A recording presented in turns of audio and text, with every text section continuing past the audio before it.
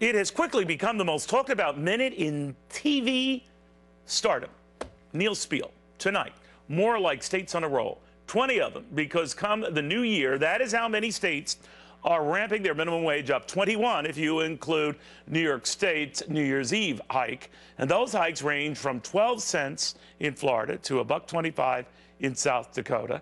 When all is said and done, 29 states will have minimum wages higher than the federal floor, $7.25 an hour. Now, in some cases, I'm talking considerably higher, like in Washington State, where the rate will rise to $9.47, and Oregon, where it will hit $9.25 an hour.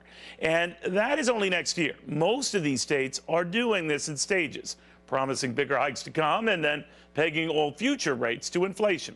So forget about who pays these wages. Think about how unions are still pushing them to pay still higher wages, much higher.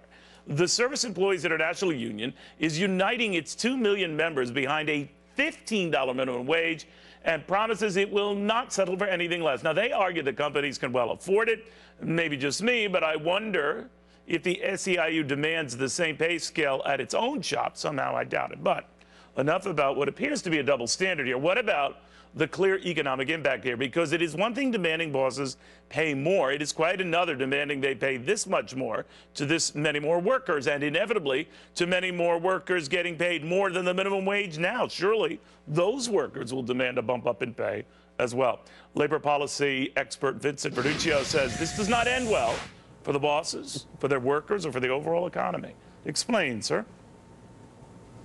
Well, Neil, thanks for having me on. I tell you, it's probably not going to be a very happy new year for small business and for workers just getting into the workforce next year.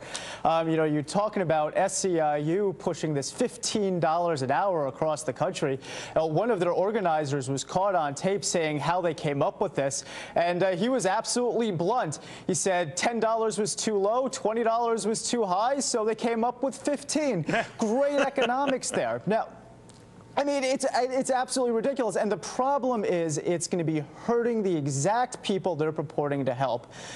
You have about half of minimum wage workers who are under 25. They need to get into the workforce. They need to get experience. They need to start somewhere. And if you take that first rung, the first rung of the ladder of prosperity, you make it out of reach by making wages too high and pricing them out of the market, they're not going to be able to get that first job. What do you make of the argument that given the success behind the 8 ball? You know, you might be right, but given what's been happening lately, Vince, and looking at the market and a lot of these companies that seem to be making money hand over fist, we seem to equate that with, you know, proprietors who run a local McDonald's, what have you, which is not the case. But be that as it may, the feeling is, well, hey, they're in the money, they can afford it. What do you say?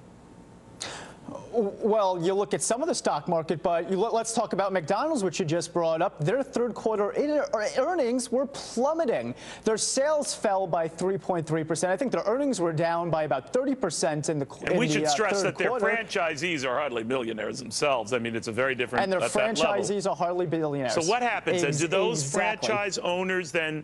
The fear is that they start letting go of workers, not have as many workers, rejigger the workers, make them more part-time, et cetera. What do you think happens? Because a lot of the union guys come back and say, well, they don't end up doing the stuff they're threatening to do. Well, you're definitely going to see more automation. You're going to see more ordering off iPads. You know, I've seen blueprints of burger flipping machines. Problem is, when you price out that low-skilled worker, when you price them out of the market, McDonald's, other fast food chains, other small businesses, they're going to turn to automation, and those people are going to be laid off. Now, it's fine for the union because right now they're not organizing anybody in these stores. So even if the store or the restaurant has to lay off half the workers and the union can come in and organize them, half is still better than none, so it's great for the union. They can still get those dues. If there's high turnover, they can still get those initiation fees. They can still make money.